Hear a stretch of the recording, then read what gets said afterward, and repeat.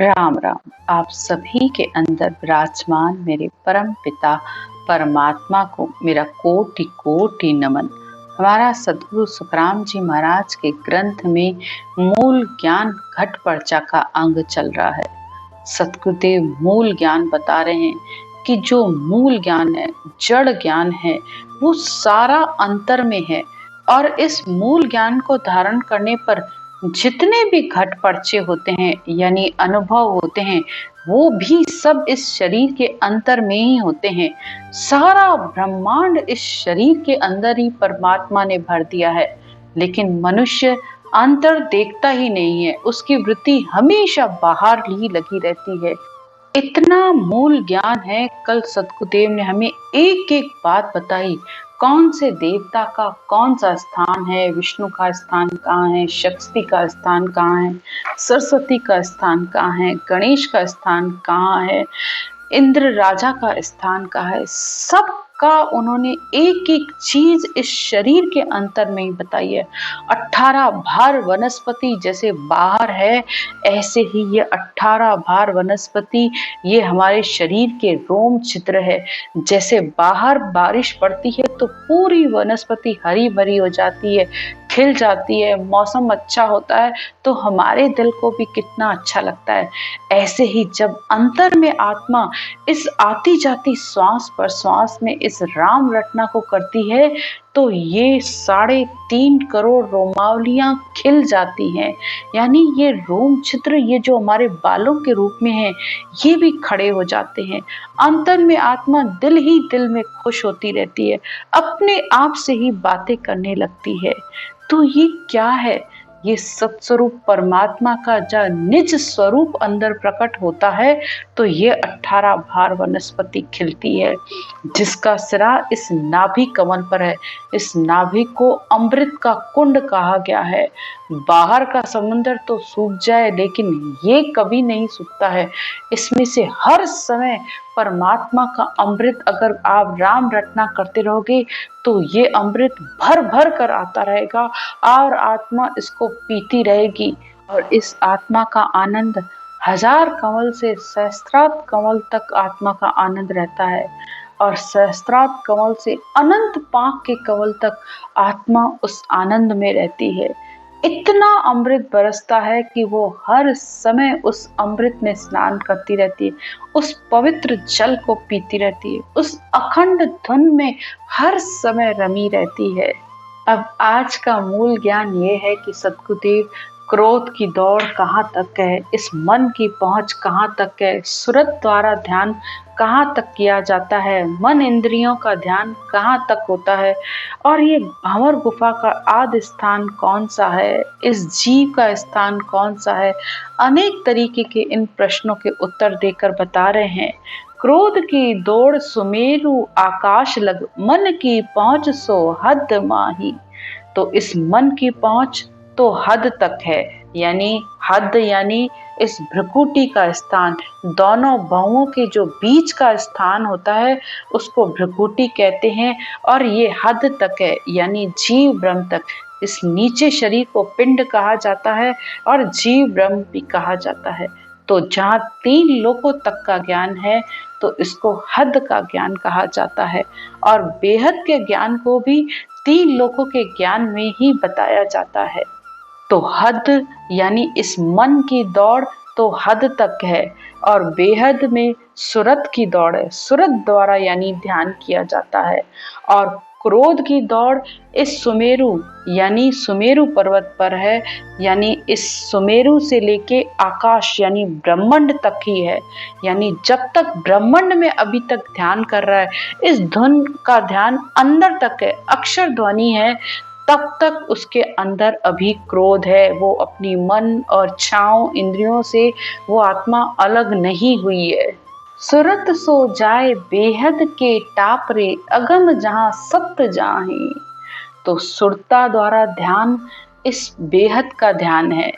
बेहद यानी त्रिकुटी से लेकर 12वें चक्र तक, पार ब्रह्म तक का ध्यान सुरत द्वारा किया जाता है, लेकिन इसके आगे वो अगम स्थान है जहाँ पर कोई संत ही उस अगम देश की प्राप्ति करता है, वो भी इस सत शब्द के साथ। जब ये धुन 10वें द्वार को फोड़कर बाहर हो जाती है, तब वो अगम देश में वो संत पहुंचते हैं, केवल पद और आनंद पद की प्राप्ति करते हैं। आवते हंस की शंखली नाल है, उलट घर जावता बंक हो ही। आवते हंस यानी ये संत आते शंख नाल से हैं, लेकिन जाते उलटकर बंक नाल से हैं, यानी उस पूर्ण परमानंद की प्राप्ति का रास्ता तो पीछे पीठ का है, यानी बंक नाल का रास्ता है। भंवर गुफा में आद स्थान है, शंख और बंक जहाँ मिले दोनों। शंखनाल और बंकनाल जहाँ से मिलती है, वहां से ये हंस आता है। और ये आद कर यानी इस ब्रह्मांड से ऊपर आद कर यानी उस पार ब्रह्म से ये आत्मा आई है, वो पिता का देश है। लेकिन इसे पिता के देश अब वापस नहीं जाना है, इसे उलटने का जब ज्ञान मिलेगा, जब बंकनाल का रास्ता मिलेगा, तब ये आत्मा उस पूर्ण परमानंद में मिलेगी। तो आया आदि स्थान से है, लेकिन मिलना पूर्ण परमानंद में है। तो आने की जगह अलग है, आने का रास्ता शंखनाल है, लेकिन जाने का रास्ता बंकनाल है, जिसका ज्ञान विरले ही संतों के पास होता है। ये सारा बहुत मूल ज्ञान है, जड़ ज्ञान है। अगर आप इसको ध्यान से सुनोगे तो आपको अंतर में एक एक चीज समझ में आती जाएगी, और आप भक्ति कर रहे हो तो आपको भी ये पता चलेगा कि मैं कहाँ पर हूँ। आप भक्ति कर रहे हो, लेकिन आपको ये ही नहीं पता है कि मन कहाँ जा रहा है, इंद्रियां कहाँ जा रही हैं, मेरा पहले से क्या बदलाव हुआ, क्या नहीं हुआ, मैं भंवर गुफा को पार किया नहीं किया, सिद्ध शिला क्या है, उसकी पहचान क्या है, चिदानंद ब्रह्म, शिव ब्रह्म, पार ब्रह्म। किसी भी चीज का अगर आपको ज्ञान ही नहीं है तो आप हर समय प्रश्नों में उलझते रहोगे, आपके अंदर बहुत से सवाल उठेंगे, लेकिन आप उसके जवाब नहीं समझ पाओगे। तो ज्ञान को धीरे धीरे और बहुत आराम से बार बार सुनो, तो आपको धीरे धीरे सब बातें समझ में आती जाएंगी। ये मनुष्य कहाँ से आया है, कहाँ जाना है, क्या करना है, यहाँ पहुंचा कंठ स्थान पर तो क्या हुआ, हृदय पे पहुंचा तो क्या हुआ, हर बात की समझ होनी चाहिए। ज्ञान इसीलिए तो इसमें कोई बाहर का ज्ञान है ही नहीं ना, न कोई गाना न कोई बजाना। ये ज्ञान तो वैराग का ज्ञान है, आत्मा का ज्ञान है। आत्मा ही इस ज्ञान को सुनती है और अपनी पहचान करती है कि अब मैं यहाँ पहुंची हूँ तो मैं कब अपने परमात्मा से मिलूं, कब मुझे इस सत शब्द की प्राप्ति होगी, कैसे होगी, क्या करूं। इन सब प्रश्नों के उत्तर इस मूल ज्ञान ग्रंथ में है। तो आप बहुत अच्छे से सुनिए इस ज्ञान को।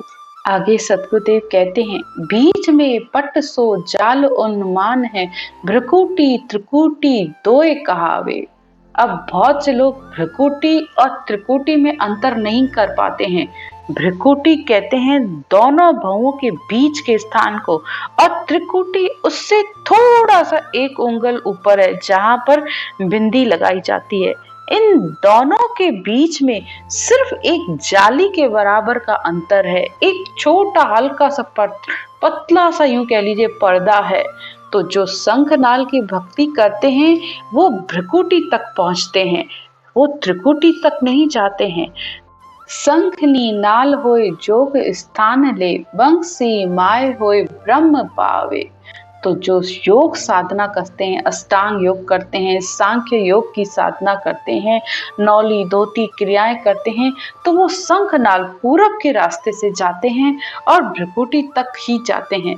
लेकिन जो बंकनाल में यानी पीठ की तरफ पलटते हैं, कंठ स्थान, हृदय स्थान, नाभि स्थान, ब्रह्म स्थान, गुदागाठ, पीछे कुंडली जागरण, ये सारी आगे से होकर पीछे पीठ की तरफ से चढ़ते हुए आते हैं, तो वो त्रिकुटी पर आते हैं, तो उन्हें ब्रह्म की प्राप्ति का रास्ता मिलता है।